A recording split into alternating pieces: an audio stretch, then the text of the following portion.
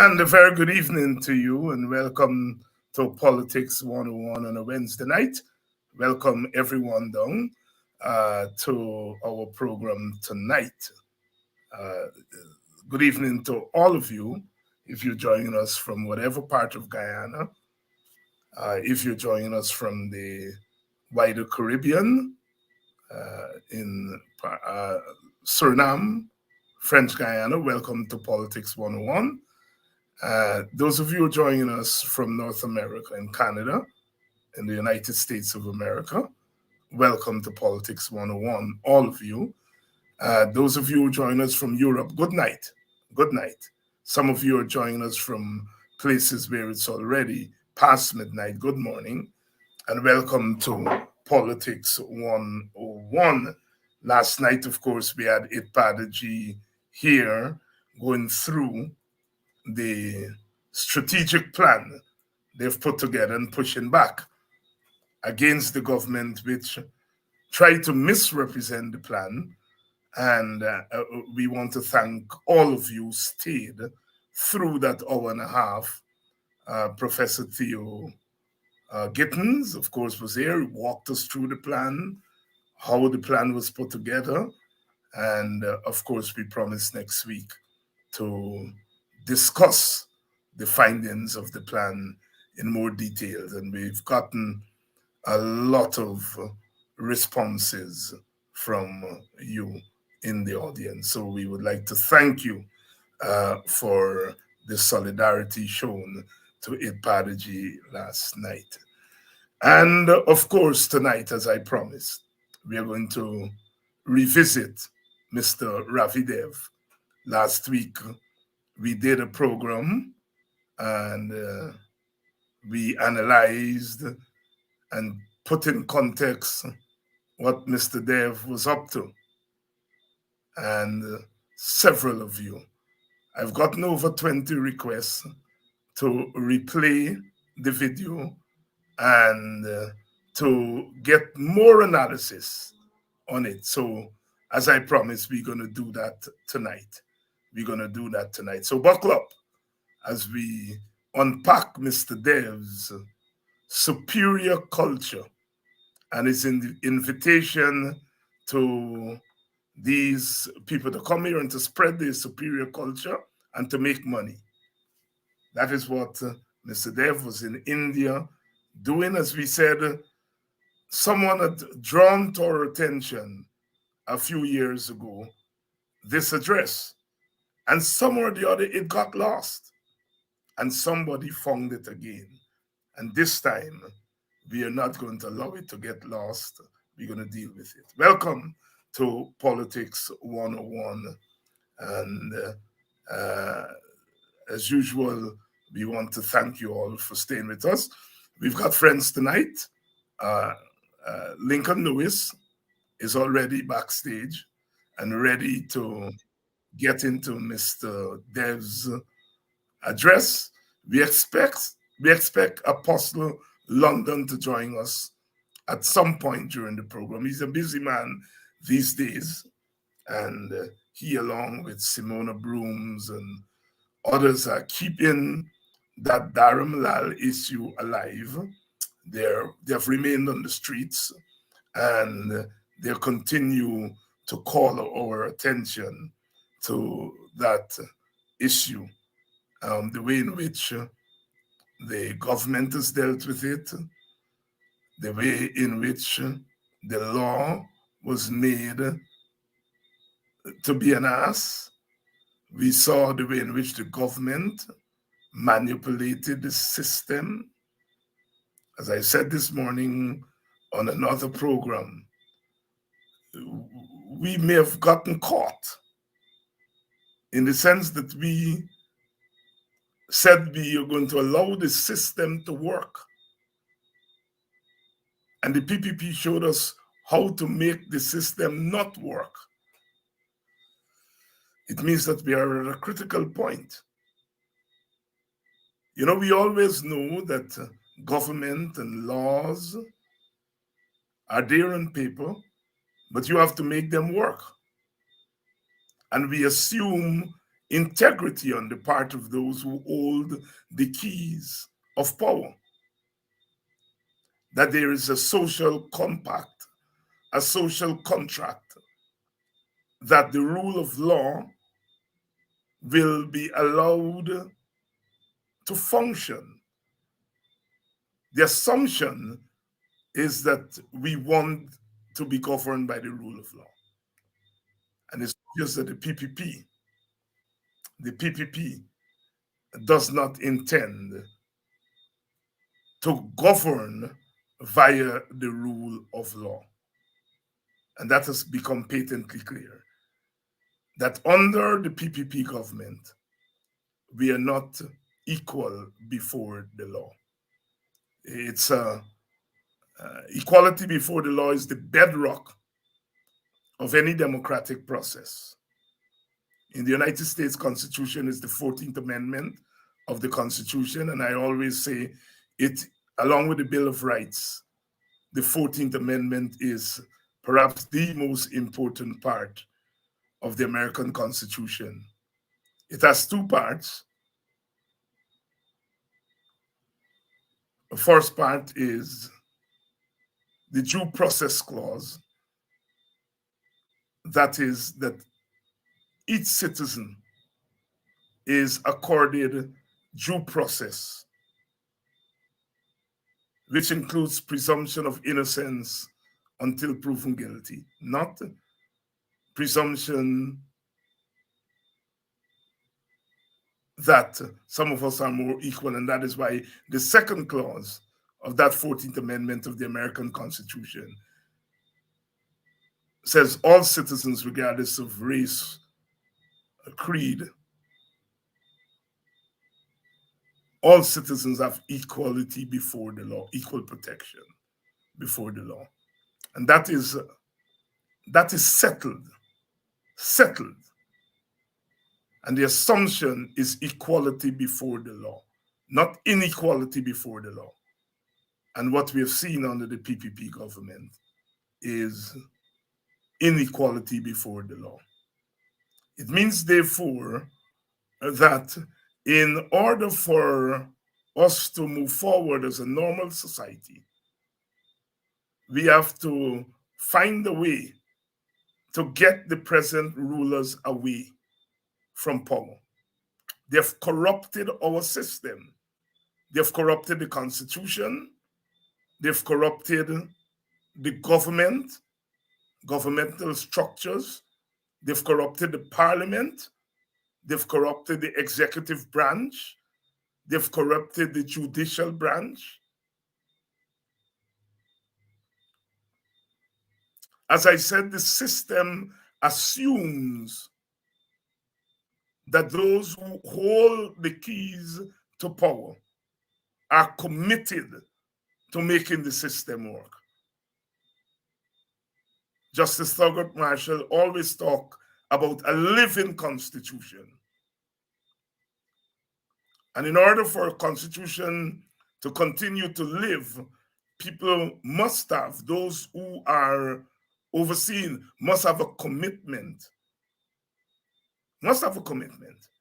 I see Brother Nigel London is here, so both our guests are here with us. What we're going to do, as promised, we're going to play Mr. Dev comments. We're going to listen to it together, and then our guests are going to come in.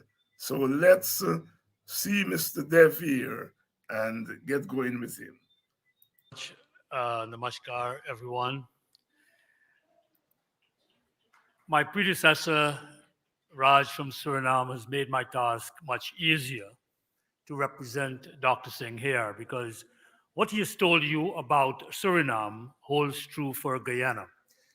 But before I make that presentation on behalf of Dr. Singh, I want to challenge you, the Hindu businessmen in here from Bharat and from elsewhere. In Guyana, there are over half of the individuals in that country, the population, are of Indian descent. And of that, the majority of them, 45%, are Hindus. We went there in the 19th century. My great grandfather left uh, Gaya in 1888. And in the four or five generations since, we have established ourselves there. So between Trinidad in the Caribbean, Guyana, and Suriname in South America, we have about 2 million people of Indian descent, of which over half are Hindus. Now, I want to challenge you in this way that there have been three waves of Hindus historically. The first wave was probably in the year from the year 1000 onwards, and they went east. And that is how our civilization, our Hindu civilization, spread to what we call now Southeast Asia through Cambodia, Thailand, East Indies. And who were those individuals that spread our civilization? They were business people. They were businessmen, possibly businesswomen, who went east and they made tremendous profits. But in doing so, they also held themselves out as Hindus, practiced their business as Hindus, did not go out and proselytize, but they changed those people, not by converting them, but by showing them how to be part of a superior culture. The second wave was to countries like Suriname, Fiji, South Africa, and elsewhere in the 19th century. And then, of course, in this last century, from 1965 to the West, to America, and in UK. Myself, as a fourth-generation Indian from Guyana, went to the United States and went into business there, into law and what have you. But the point is, what I want to expose you to, that you have a golden opportunity that not many countries, that not many businesses that want to expand, that want to grow, that want to spread have. You have an opportunity to have your cake and eat it too. You have an opportunity to make money, but also to spread this great civilizational ethos that we have called Hindutva. And that is what we should think. We make money just like our first wave to East Asia, but you can also make money and be yourself. Because in these countries in the Caribbean, you have Hindus who are very strong Hindus. We have been able to have, as my brother Raj says, Diwali and Phagwa Holi are national holidays. The rest of the population celebrate them. We did not have to proselytize, but by our faith and our practice and our mores, we have able to show them that, our civilization also matters. So, with business, I want to challenge you. In the text that we took to the Caribbean was the Ramcharitmanas of Baba Tulsidas. And Hanuman Swami, that great devotee of Sri Ram, he had to be reminded. Remember this, when he was on his way to Sri Lanka, he had to be reminded by Janwant as to who he was. You are Pavanaputra, you are the son of the wind god. And I want to remind you, you are the sons of those who once took over Southeast Asia, not by the force and not by the sword, but by your business acumen and by being Hindus. So I come now to some basic information, which basically will be a recapitulation of what Raj says, which is that Guyana presents tremendous opportunities. And the first one is, you might not think so, but you have to begin to think strategically. India is going to compete with China. And strategically, your fight in the next century, and you have to think for the next century, will be to secure natural resources, to secure resources so India can develop. And here again is where Guyana comes in. Take, for example, mining. The Chinese have come to Guyana, and Bosai, which is the largest aluminium producer in the world, they have taken over. Guyana and Suriname together have some of the largest bauxite reserves in the world. Guyana has what is called refractory bauxite, which is the bauxite is made into blocks that you make kilns. So if you are to succeed in steel, you need access to refractory bauxite. It's a very high grade bauxite. Abrasives all use bauxite. There's tremendous opportunities in Guyana for bauxite mining.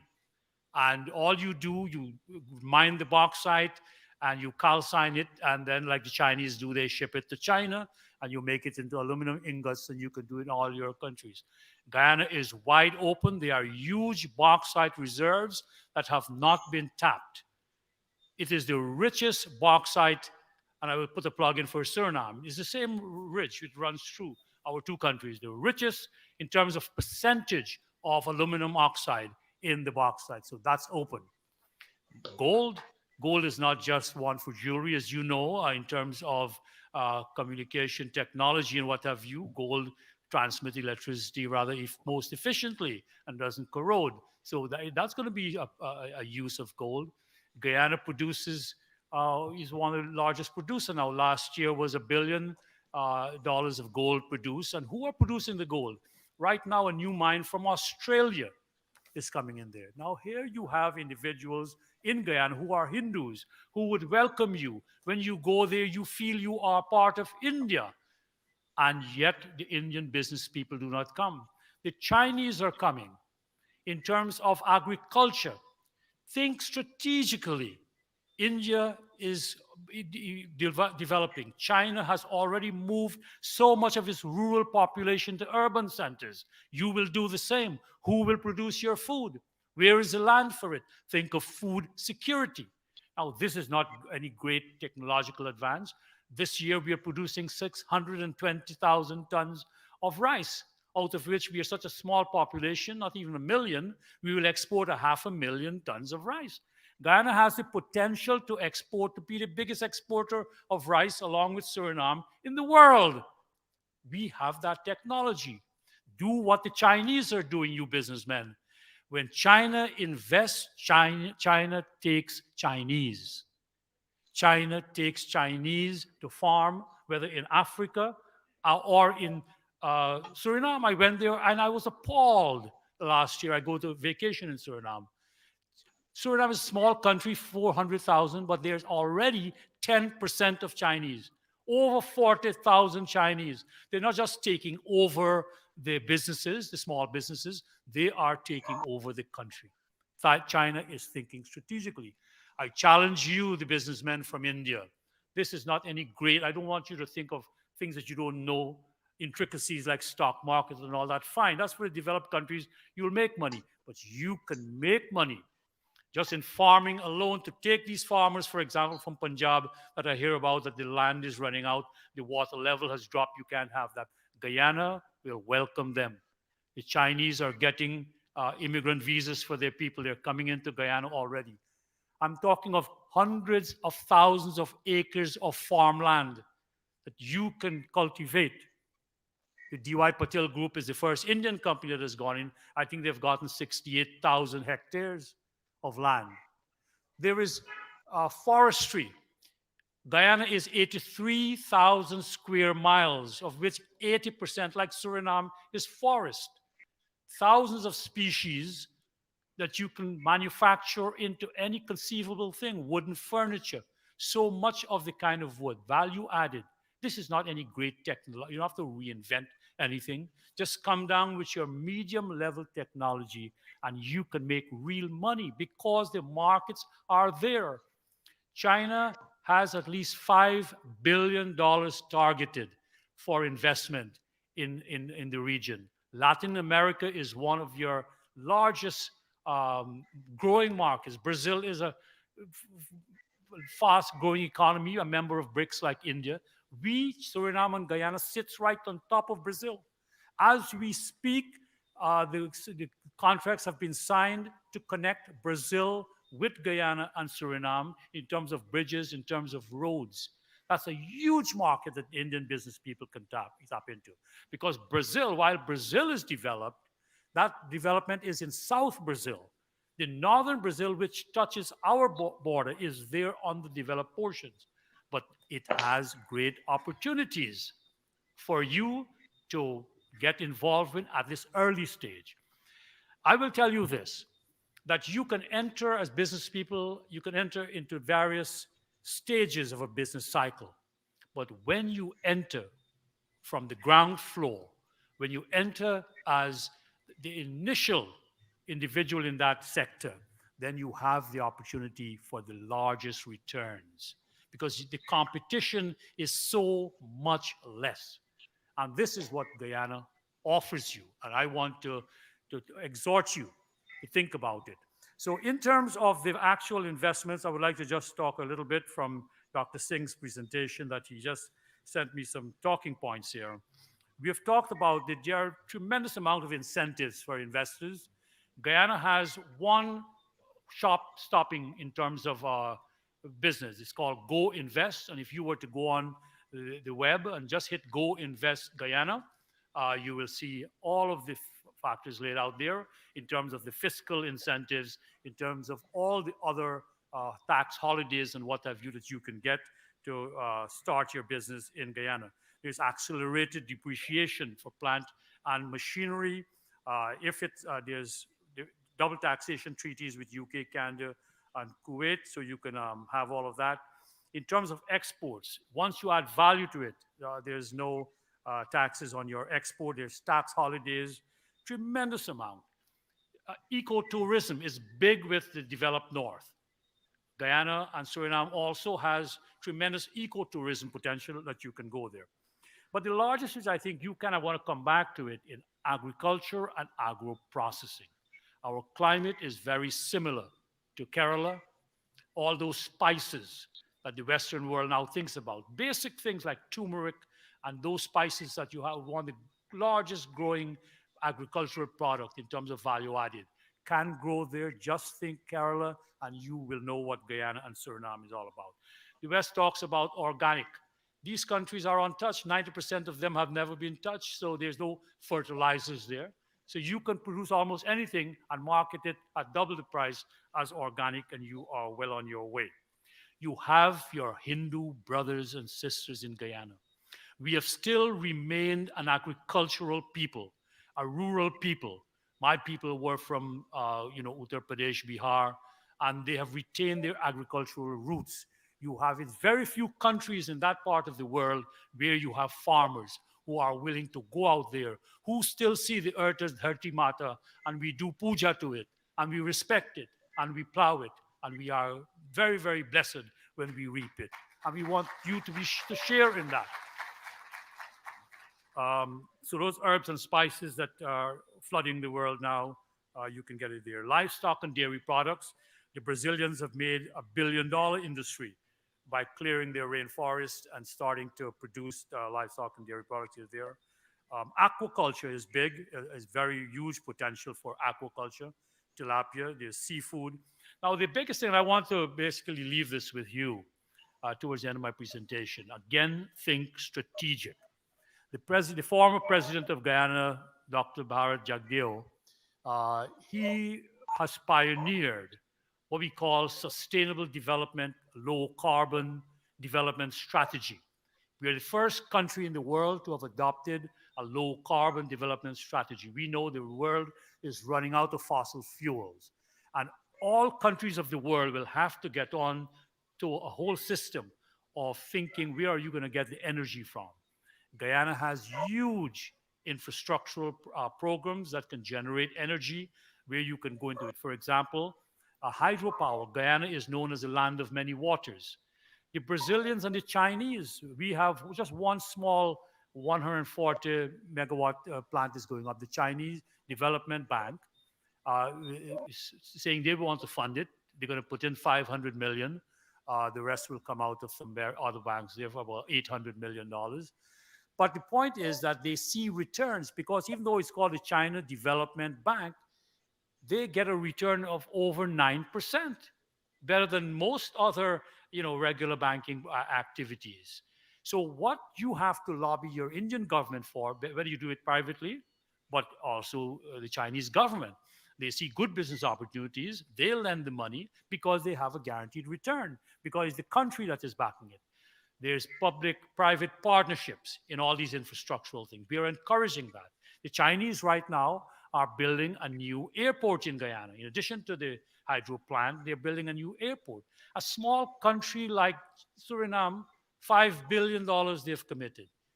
Guyana, $5 billion. And they will bring their people there. The Chinese are thinking strategically, again, I say so. You already have your people there. You already have your Hindus there, and yet they are being neglected. So I want to say this that we are very proud that Narendra Modi ji is now Prime Minister of India. I first met him in 1993. I met him in 1993 when we went to celebrate the 100th anniversary of Vivekanandaji's uh, going to the West, Parliament of Religions in 1893. And we were in Washington, and Modi ji was there. He and I were in the same panel with Rajmata Scindia ji. And I must say, I will always remember this. Ashok Singhal ji pointed him out to me because Ashok ji had come to Guyana. And he said, that is a lion of Sangha. That is a lion. Narendra Modi ji, Narendra Bhai. And we have seen that lion starting to roar today, and we are very proud wherever we are. Narendra Bhai came to Trinidad, the World Hindu Conference in 2000. And again, we spoke about many of the same problems that we are speaking with now. But it was a different time and it was a different place. He came to Guyana briefly, where I hosted him and took him around.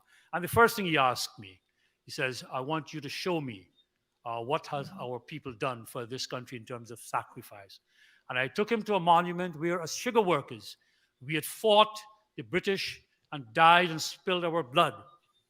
And there's a monument to these sugar workers who fought because they were being exploited by the British. And he saw this and he bowed to this monument and said, this now is your Punya Bhumi. Matri Bhumi may be India, but this is your land.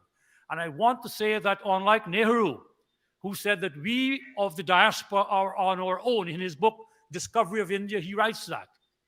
You are on your own. You have to do your own struggle. He didn't want to annoy the British or whoever he was thinking about. Narendra Modi ji said, this is your Punya Bhumi and you have to struggle for it. I ask you, oh Hindus in this hall, to join us, to connect, and to become one. And you're doing it, and you will get your returns. I'm guaranteeing it. We are at the cusp of development. We are on the top of Brazil. You have a huge market. That whole market that we have access to is over $4.5 trillion. We have free trade with them. Because of our underdeveloped state, we have preferred access to the European market. From Guyana, you can ship duty-free to Europe. To America, we have the Caribbean Basin Initiative. With Brazil, there's a host of products you can ship duty-free. And you have the opportunity, if you don't want to come, to partner with local Hindu businessmen. And I was so proud that we will have this directory. We will be putting down our names. I am part of a group that not only owns media, that is in pharmaceuticals, and we can maybe partner. And you have the whole of that uh, how many million people in South America to market. So I close with these remarks that we as a people have to look not only at our own interests, we have to look at our people's, our Hindu interests, because our Hindu interest is our own interest. I thank you and namaskar.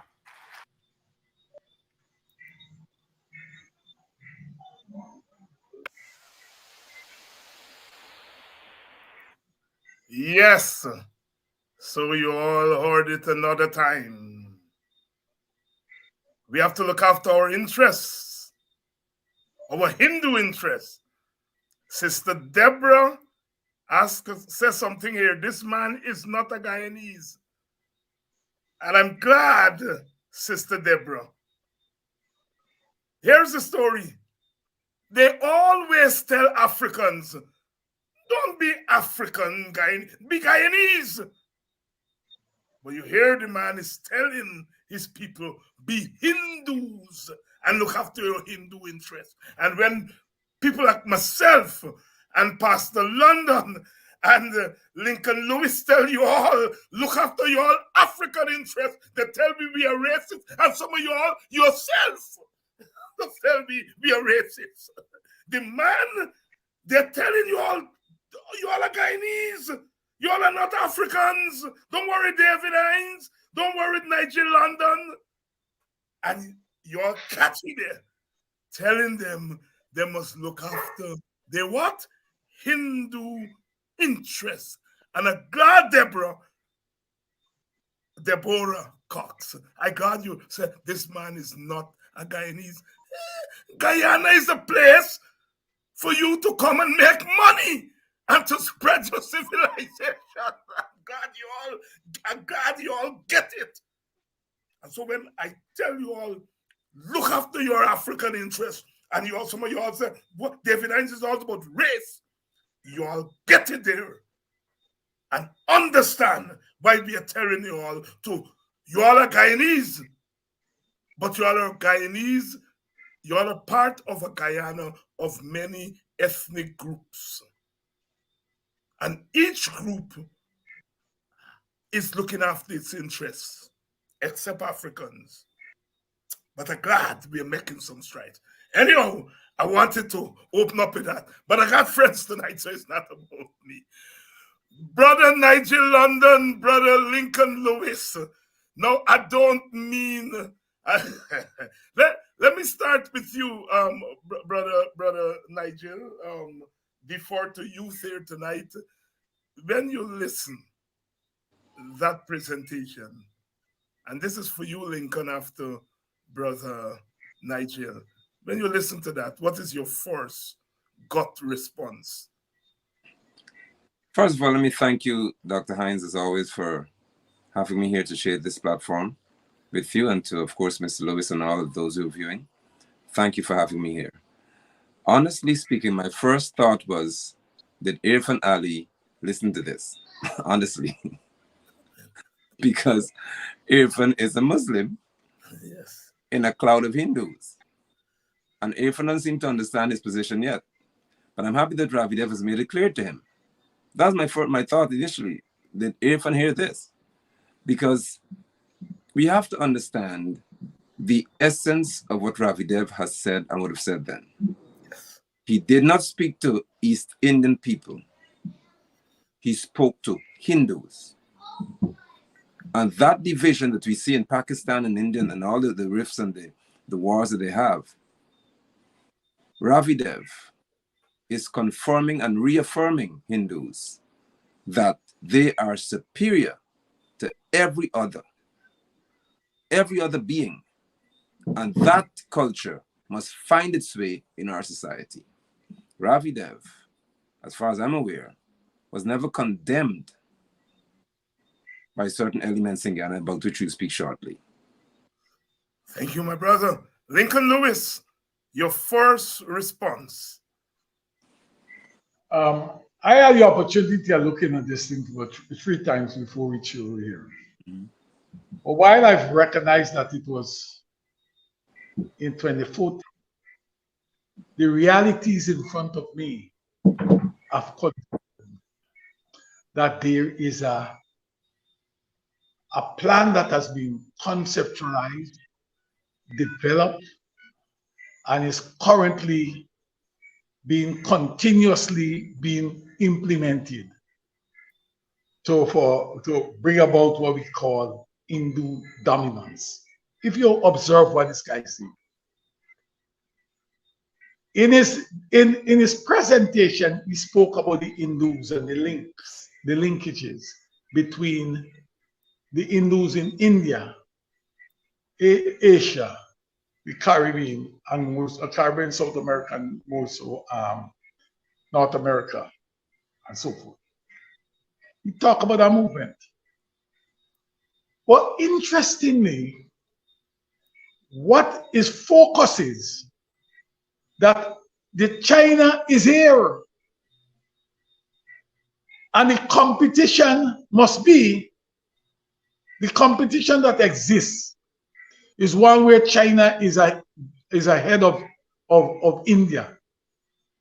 China's presence in the region is ahead of India, and they need to bring the Indians on board, Indian government and so forth, all agencies, to compete with China.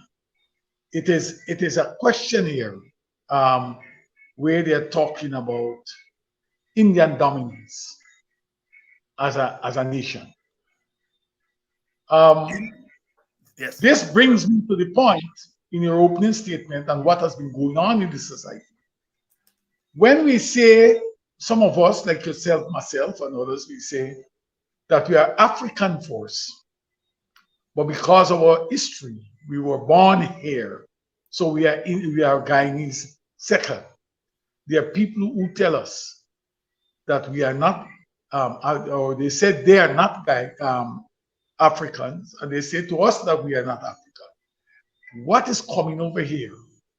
It's a question of domination of not only a group, but nation and nation.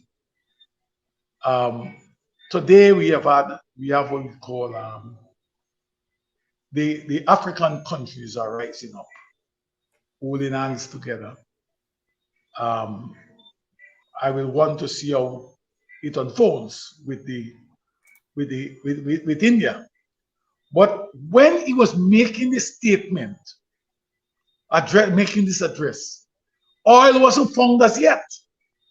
So you can see the reason why out there now, since the oil has been here, the Chinese are there. There's an India is here too. Is that these guys are doing? They are doing these things at the detriment of even us as African people. In his presentation, not one word that this country, when he said is 43%,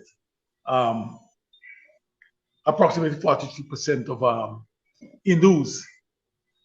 What he has not done, he has not said to the audience or to the world that we have a sizable portion of Africans who are, or even Amerindians who live here.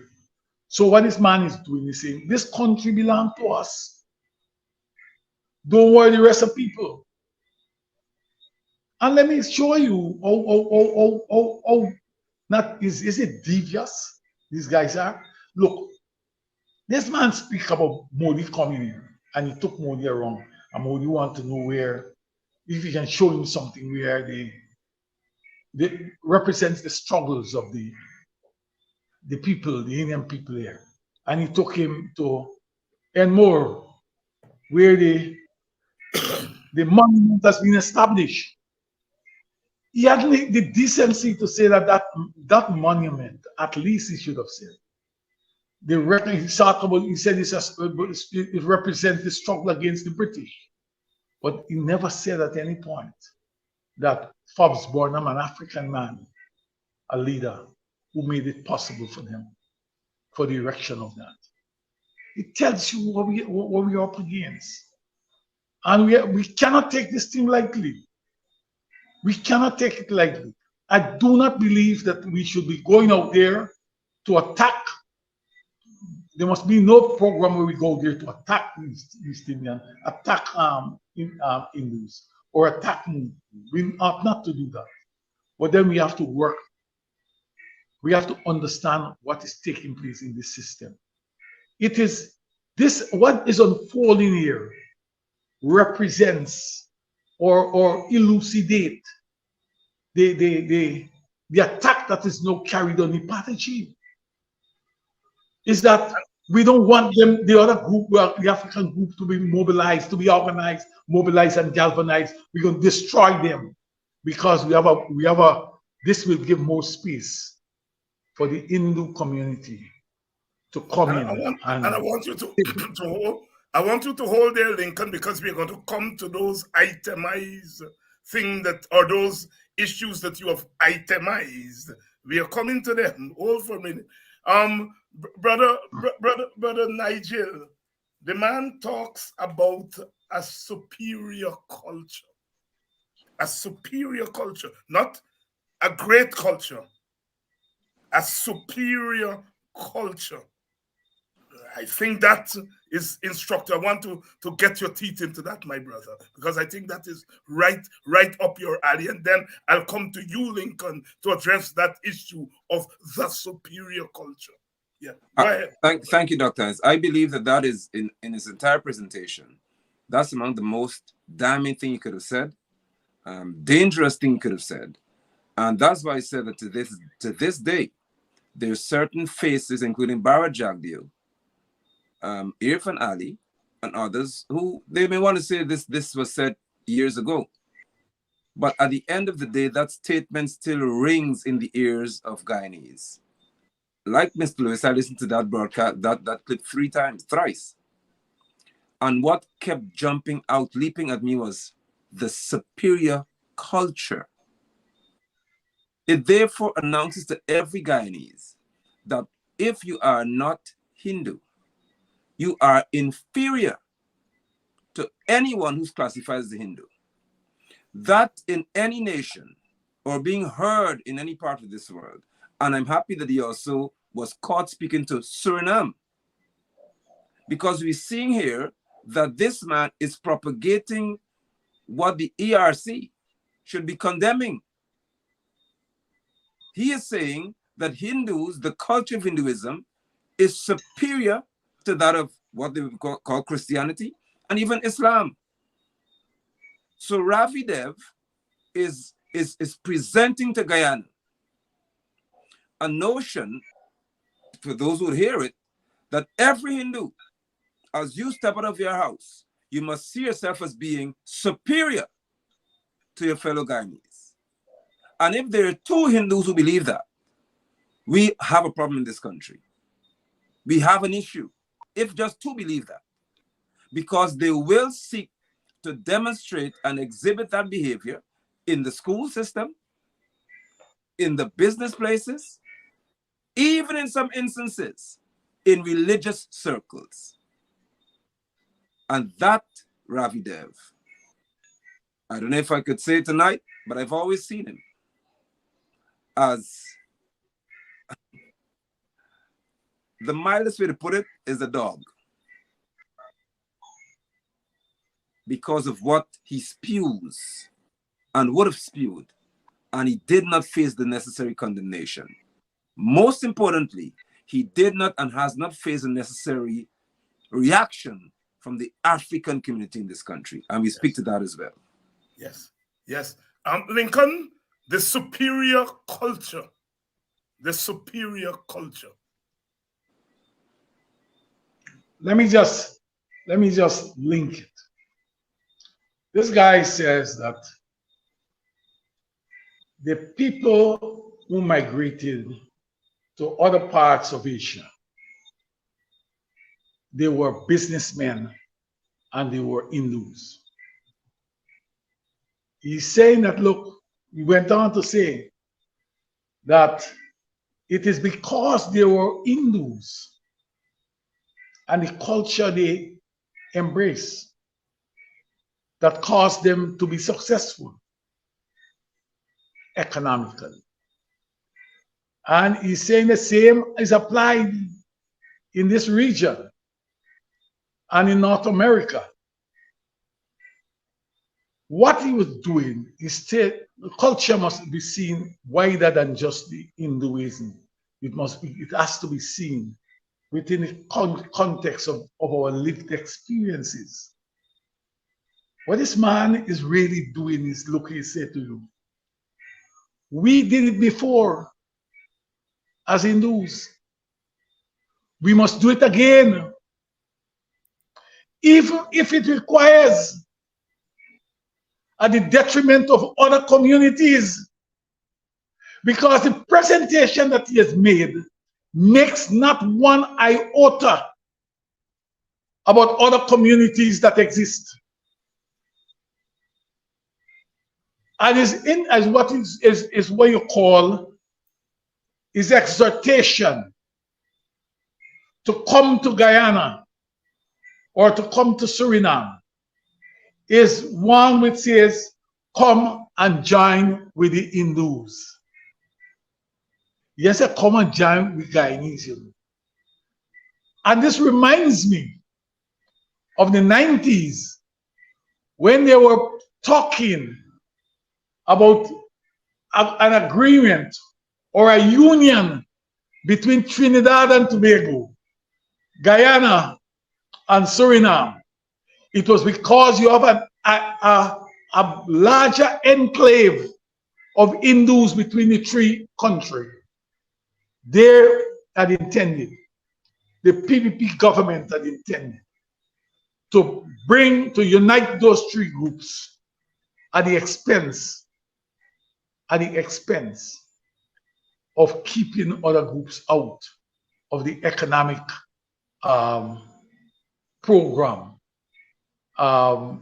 We will not be benefiting, which comes right back to what's taking place now. You check the group. Yeah. You check the group in the oil industry. Who creaming it off? Yes, yes. See who you are. Thank you very much, Brother Lincoln. We're coming to those items. We're coming. I want to say a couple of things because the professor in me cannot resist this. Those of us who know about the Protestant ethic by Max Weber, he talked about the Protestant ethic of capitalism, linking European Protestant ethic and capitalism. And then the Americans talk about manifest destiny. Yeah. That is what Ravi Dev is talking about here. The other thing before I go to my brother, I want to say is I always marvel that they call us racist. Yeah. Marvel that they call us racist. And I am yet to hear an African leader in Guyana talk about a superior African culture. We have people who fire off at their mouth. Some people do that. But even African leaders who fire off at their mouth don't say that. It cannot come naturally to us because we have had to fight racial supremacy all of our existence. And so it's no accident that that term superior don't come out of our mouth because it doesn't percolate in our hearts. Oh, Lady Ganga, oh, lady, she said, oh, picnic, Congo, a high nation. High, not superior. The old lady in the village, Gangang. We have a Gangang in every village. How picnic? Congo, a high nation. Not superior. And Gangang never went to university. She never went to law school like Ravi Dev. But she knows the difference between high and supremacy. Oh, picnic, Congo, a high nation, never supreme and supremacy and superior. And I want to say to you all Africans, that's why I'm saying I'm so jealous of African culture. I don't want you all to get like Ravi Dev. I don't want you all to get like Ravi Dev. I want you all to believe that you all are a high nation, not a superior nation. Not a superior nation. Brother Nigel and Brother Lincoln, the man says to the people, come to Guyana, get your cake and eat it. Go, Brother Nigel. Come to Guyana, you get your cake and you eat it. I am honestly wondering at that time whether Ravi Dev was honestly representing the interests of the PPP, honestly speaking. Because as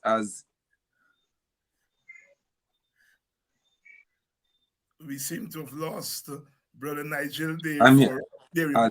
Yes, as Ms. Lewis is saying, what we're seeing now over the past, oh boy, what we're seeing is really an expression, a manifestation of that 2014 Hindu conference. Yes, yes. Come to Guyana, said he.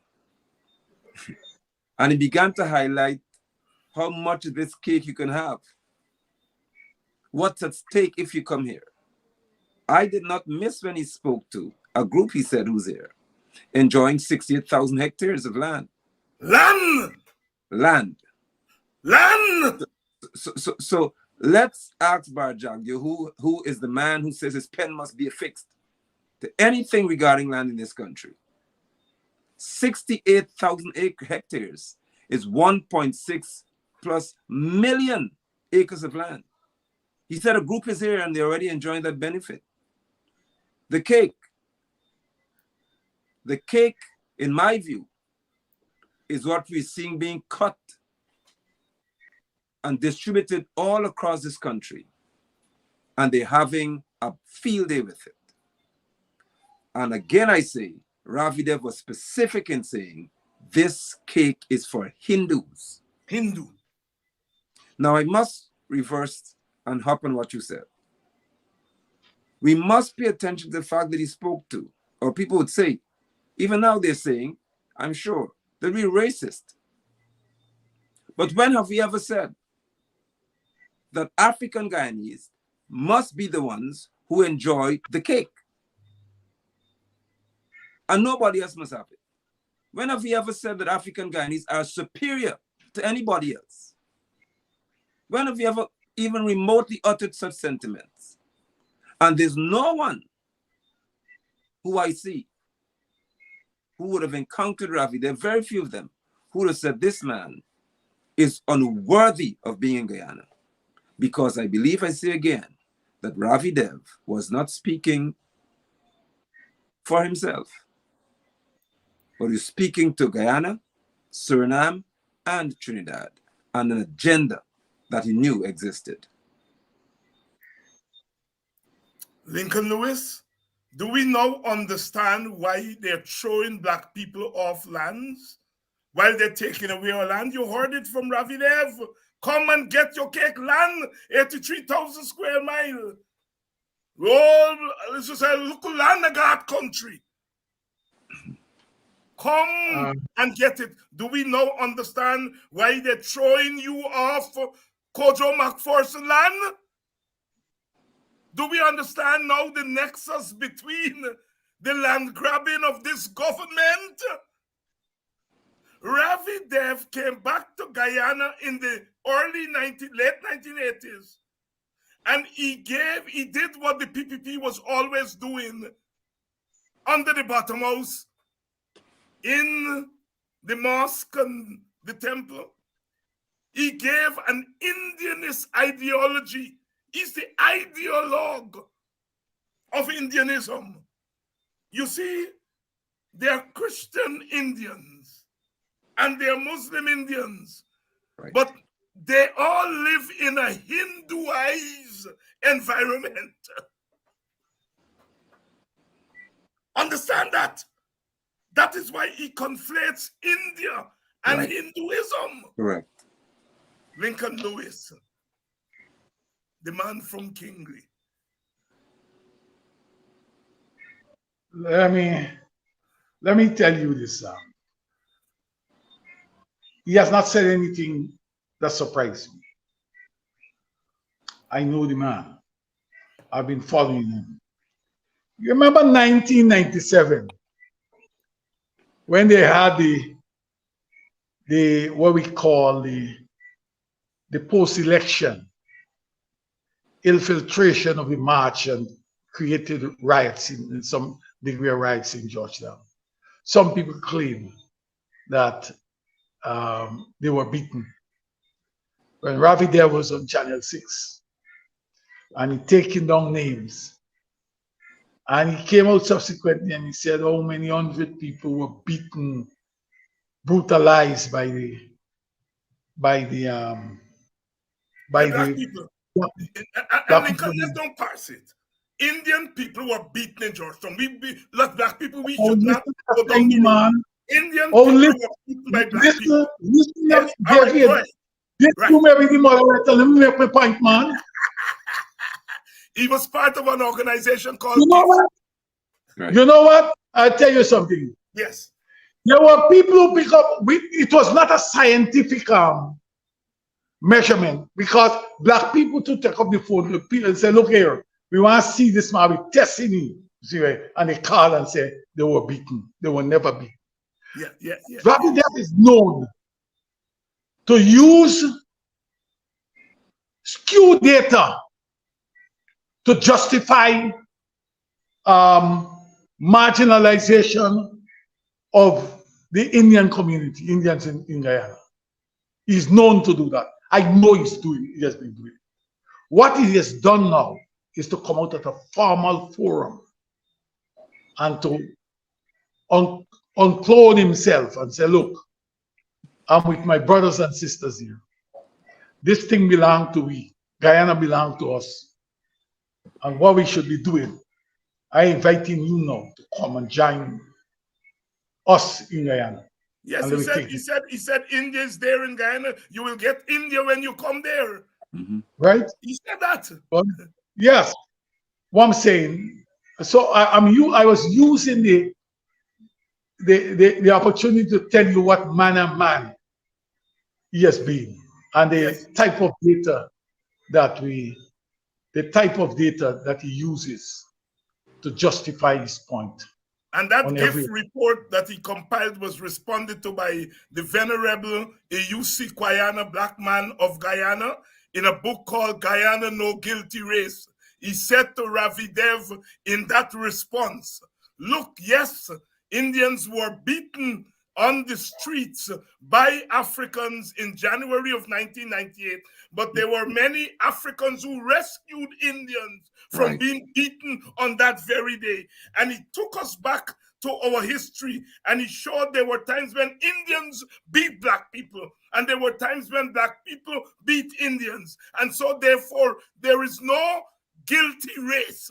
All of us have sinned and come short. Kwayana book, Guyana, no guilty race. That was then. That was then. Who is guilty now? I am not guilty. Yes, no. You're not guilty. But I'm sure this here, what we see on the screen, what we see on YouTube here, who is guilty? We are not the persons who are pushing. You understand me? The mobilization of one race or one group to take opportunities in this country. What we have to do now is that we have to respond in a different way. The African community has to respond in a different way. I hope this will be a wake-up call for them. And we cannot allow ecology to be brutalized. We cannot allow them to continue to elect who must be or select who must be our leaders. We cannot allow it. This brings me to what is currently taking place. We have to fire back. We have to call on our community to mobilize and galvanize for the benefit of our community, because we are going to be left out. We are already put on the periphery, not only by Ravi Dev, but we are put on the periphery by the political operatives in the PPP government. We are thrown on the wayside. We have to stand up for something, or we will fall for anything. Yes, sir. Brother London, the question of land, I want you to expand on that, because you were there in Linden when they were throwing Linden people off their lands, and then they moved to the East Bank, and now they've moved to other parts of the African Guyanese community. And listen to Dev there about the importance of land and how much land has already, at that time, that was 2014. Can we imagine how much land is now in the hands of this superior race that Mr. Dev was invited? Go ahead, my brother. Thank you. And it's interesting that, and that's why I think these forums are so important, because I had an interview with a lady this morning. She's in Region 3, and she's of African descent, and she spoke to the fact that she has this farming community, the farm she works on, for 13 years. Gaisuka's land, she was, and of course, and there's a businessman, an Indian man, who is seeking to have her removed, using elements within housing and so on to force her off the land because it's by the river. And now he knows that if that's where the Gas Shore Project Road, they build the road to move aggregate sand and so on and so on. And he knows that if he could have access to that riverfront, then he could bring his sand and his stone and sell to Exxon. So he was there to force her off of the land. Ravi Dev knows exactly what he's talking about since then. That this entire plan, this cake, I say again, because you cut cake into pieces, segments. The cake is the land in Guyana. And back then, before he gave that speech, he said that there was 1.6 million acres already in the hands of Hindus, not just Indian people, because he was at the Hindu forum. So he didn't say it was given to Muslims. So now there's an expectation in Irfan Ali's backyard that you're Muslim, so you now have to take care of us. And I'm hearing that in circles, that Irfan Ali, Jagdeo, and them give away the land and take care of the Hindu people. Now you must take care of us. And there is an infighting now as I speak to you, of which I'm well aware, that Irfan must now represent the interests of Muslims because Jagdeo took care of Hindus. So with that being said, what land is left for any other cultural group? Let me say to you that when you drive down the highway nowadays, you are seeing, and we're seeing, acre upon acre upon acre of land at the Suez Linden Highway being cleared. Ever since Granger left on the 2nd of August, land began to be cleared. I had conversations with certain councillors in this town, and I asked them, do you know of the land clearing? Do you know of land being, once they said this land cannot be sold to any private resident? This is NISTL's land for development of a certain sort. Now in Linden, the same land is in the hand of a private individual, not a Muslim. So Ravi Dev's 2014 expression has found its way into 2023. And the cake is being divided right before the eyes of the Christians. I'm not saying Africans here, because he wasn't speaking to an ethnic group alone. Right. The Muslims and the Christians, the Baha'is, and any other group who are not Hindus, your cake is unavailable at this time, according to Ravi Dev's notion. According to Ravi Dev's notion. That's what Let me, David, taking Yes, land. go ahead. Go ahead, Lincoln. let me just make this point. You know, land, they see this land differently. Land, I've been saying to people, land is ancestral wealth. And that's how they see it. We have so much problem in this country with ancestral land. Yesterday morning, before I left home, I got a call. It's one family whose land is being encroached upon by Ministry of Housing. Ministry of Housing, they decide that they are going to be the guard to themselves, and they are going to determine the land to be state land when people have transport to them. When I got into office, there are two men who came to me with the same problem on the east bank of the Mararo. Immediately after I left, and one man came after to talk. This land situation is serious in this country. You asked me earlier about cultural land. Let me tell you something, brother. I have got today I'm called. Today I was talking to a relative that I was charged some months ago, and I haven't turned up in court over the land at Kingley. And I said I never received a summons. He said, well, you were charged. on such and such a date. I said, oh, you get that? I said, well, nobody's giving the summons, so I don't believe it is so. I raised that to tell you that I have gone to court from 2020 to 2021. I went for 17 months to court. Right? The case was dismissed. They come with another one. All that they're doing is coming to harass you. I will want to say to anybody who have the documentation for their ancestral land, don't go to the government to ask them or to tell them it's your land. Occupy it. The families must occupy it. Yeah. Yeah. Because you go to Nandalal or go to things, they are not the court, they're not the authority to determine it. The court determines that. Right? I'm to you that those are the type of things that we have to take seriously. Yes. We can't sit back and allow them.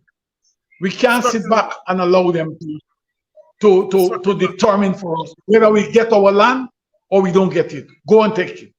Yeah. Apostle London, what we have seen here, obviously, from our discussion here tonight, is a big grand plan. Yes. And grand plans are not hatched overnight. You know, it's something that is continuous. And Ravi Dev introduced a term recently called memory warrior. He accused me, David Hines, of using history in a selective way. That is, using African history as the only history in the country. He accused me of that. Here, Ravi Dev, my ancestors came here and they continue to worship the land. We do puja to the land. Mm-hmm. We are a people of the land. Yes. He never talked about the Africans who dug millions of shovels of earth on the land, of Africans who bought land and turned them into civilization. Who is the memory warrior? He's giving a history of Guyana of only those who wake up in the morning and do puja to the land. Right. What about the blood of Africans from centuries on this plantation that is churned in that land that his people are doing puja to? Right. Who is the memory warrior? Go ahead, my brother. Thank you. And indeed so, because the canals that his ancestors came and benefited from were dug by the Africans. But important to note, and I hope that those who view this broadcast tonight can understand the tone and the relevance of this situation here. This is extremely critical for every Guyanese, not Africans alone, for every Guyanese to understand what was at play in 2014, yes, what the APNU AFC inherited in reference to that kind of utterance, and what you're definitely seeing now.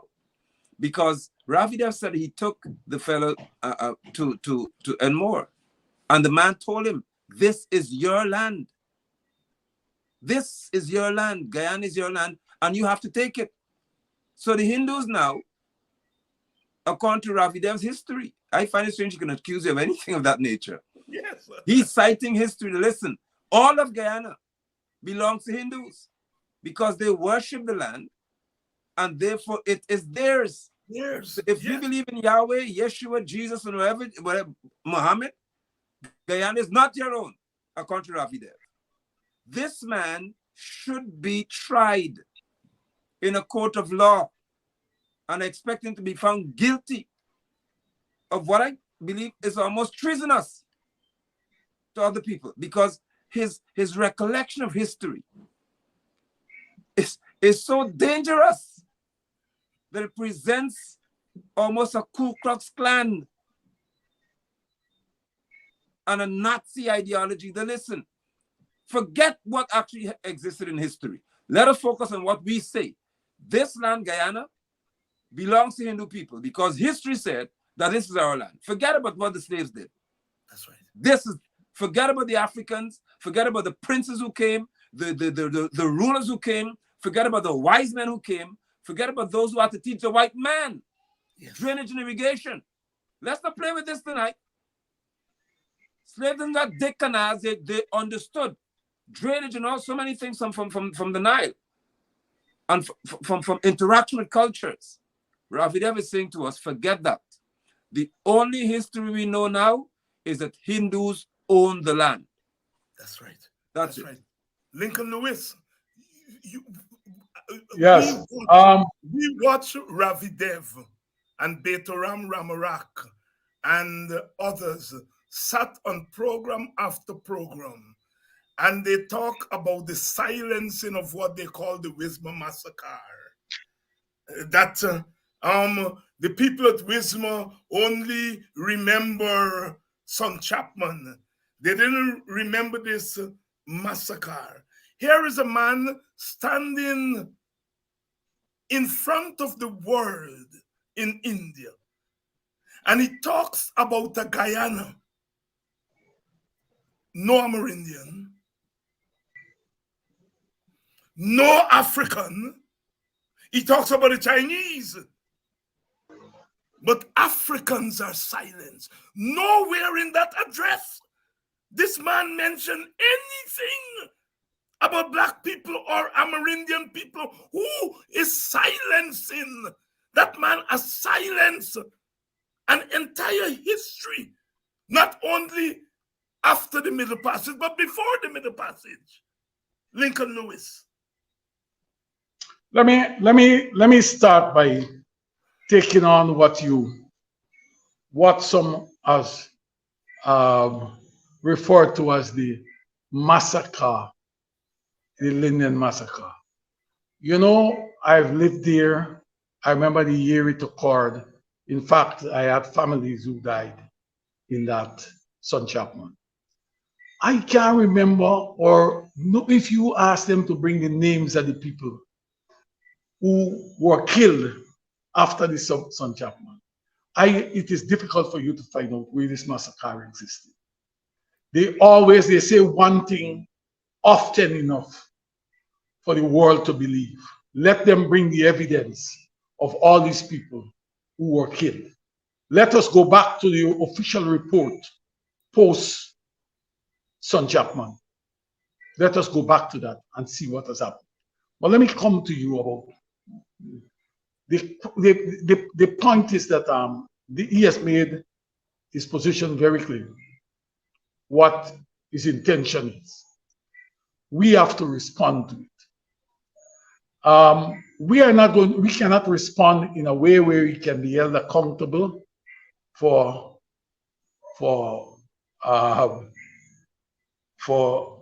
any racial prejudices or race this or race that. The system will not work for us. It will work, in this case, it will work for the person who is accused. Same as with the young lady and the minister, the system works for the accused and not the accuser, not the person who has been somewhat traumatized, who have been accused, who have suffered battery or what have you. The system didn't work for she. The system worked for the man who's accused of it. And in this case, the system will work for Ravi Dev, not for us. We got to learn from these experiences. We have to learn from these experiences and do a few things. We have to hold hands in this process. We have to fight back differently. Same way as how the Chinese look forward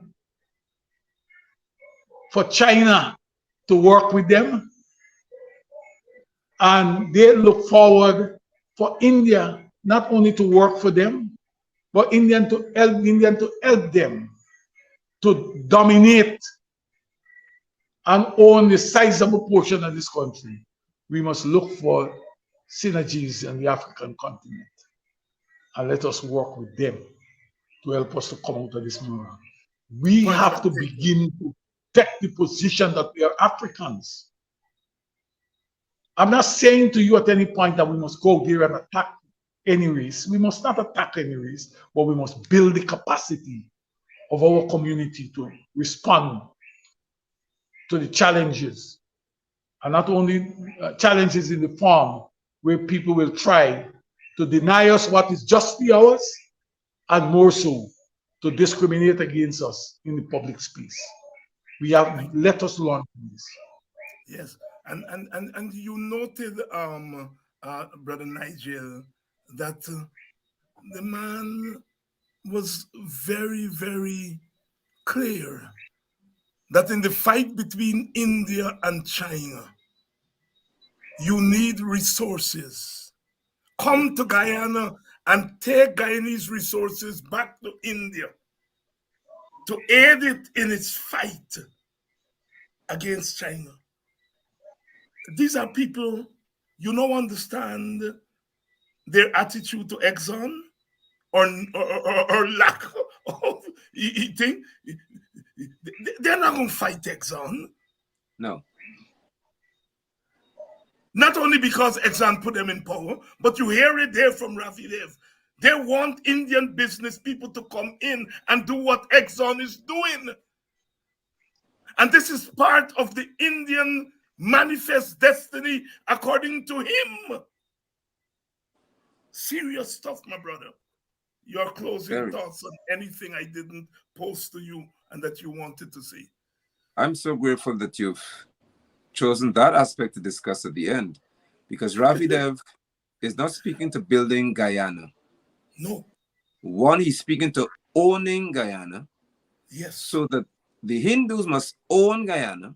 Yes. So that the Hindus who own Guyana can develop power in India. Yes. Guyanese, pay attention, please. I don't mind if you're Indian or whatever you are. Just hear what I'm saying to you.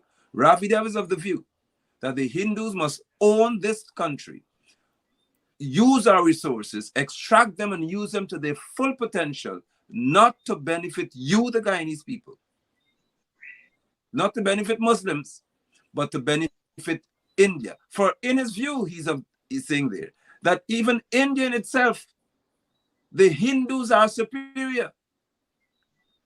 But I want to drop one thing in here, which may be a curveball for Ravi Dev and those who are listening. Ravi seemed to have forgotten that they're Africans who are also Hindus. Aye. Aye, aye, aye. So by right, if there's any guru of any sort who's African that says, I am Hindu, this land is mine, let's see how that card is going to play. Because Hinduism, Ravi Dev, I know that you're very ignorant and you speak as if you're a most asinine creature. Hinduism is not an ethnicity. It's a belief system that has found its way. Even Africans have practiced it. So what do you say to the African man who is Hindu? Is he superior to the Muslim who's not? I thank you, Dr. Hines. Thank you, Mr. Lewis. As always, it's a pleasure to sit here with you all. And to those who deem us to be racist, thank you for having the opportunity to hear that those who you claim to be racist are speaking against a divisive man. And we're saying that Guyana does not belong to Hindus. Guyana belongs to Guyanese, and every ethnic group in this country must be treated equally. But more importantly, we must assess the ones who suffered the most historically.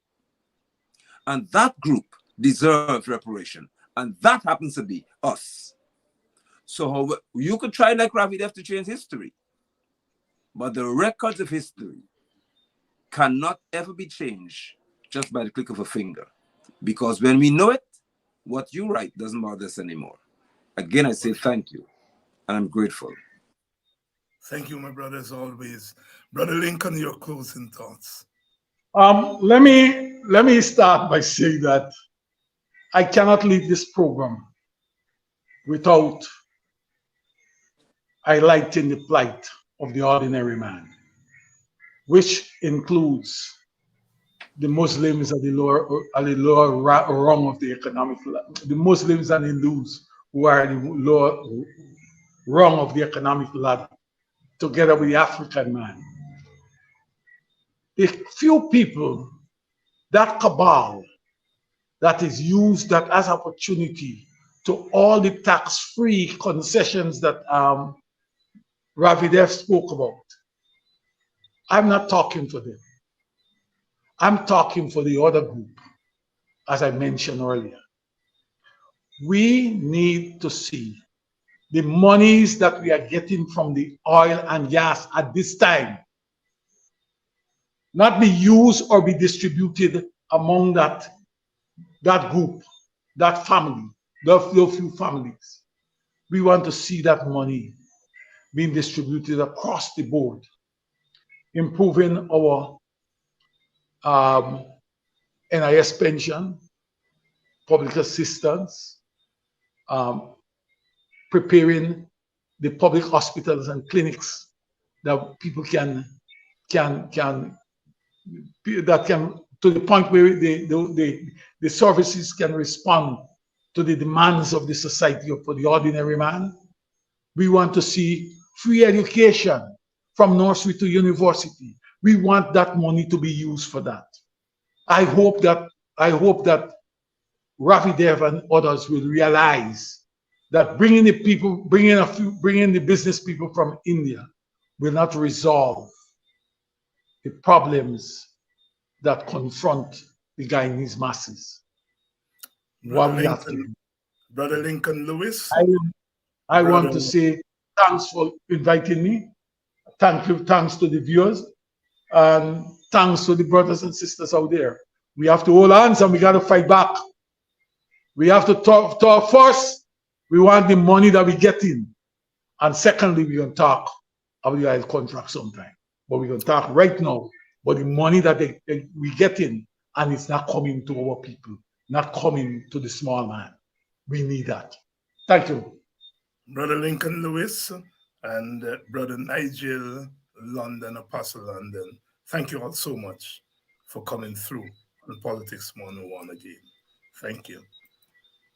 And to you, our audience, who requested this program, I want to say thanks to you all.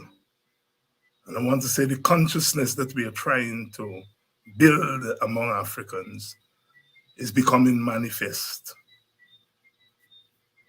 We now know the definition of racism and racial supremacy. You never would hear that from me or the brothers on this program tonight or African leaders. We are not supremacists. You now know where we stand in the grand plan of those who hold the power in Guyana today. Make no mistake, Ravi Dev is the ideologue, one of the ideologues of those who are practicing power.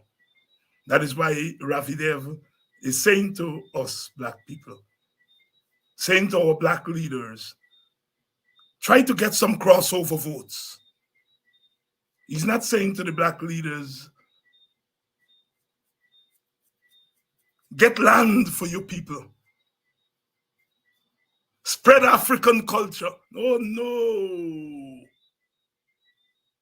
He's saying to us, try to get some crossover votes.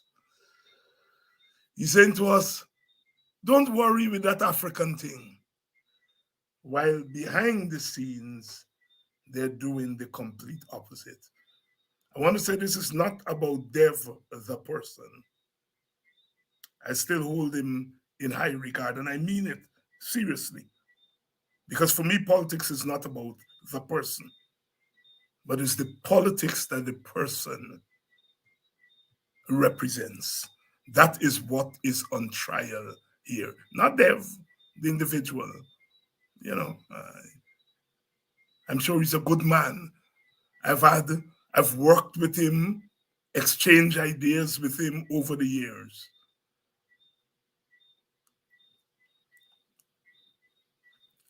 But it's politics as manifested in that speech. We're going to continue to cover this issue. We're going to bring more Africans on here. to interrogate, as we say in the academy, Mr. Dev's ideas. Come to Guyana, take Guyanese resources, take it back to India to aid the Indian fight against other powers of the world. That's serious. That's serious. Come to Guyana, and all the benefits that we Guyanese of all ethnic groups have fought for, come and enjoy them.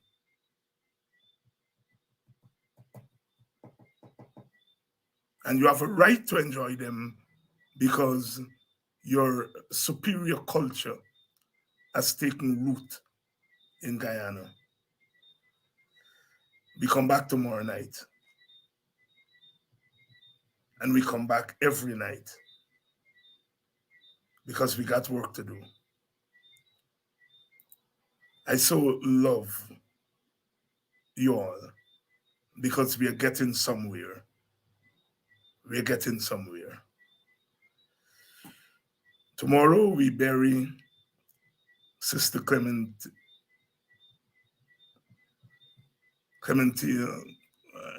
I want to get the first name right. Sister Marshall. Tonight there's a wake at Agda, those of you who are in Georgetown. And tomorrow is the funeral. A warrior warrior, queen warrior. She has gone back to the ancestors.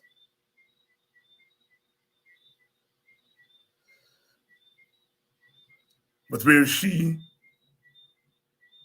has left the void, we've got to pick it up.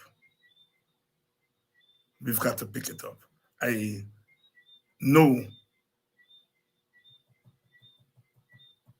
what she would have thought of that Ravi Dev address. We love you, Sister Marshall. We love you. Tomorrow night, we come again to fight the good fight with all our might. The Lion of Judah shall break every chain and give us the victory again and again. Good night. Kwaheri.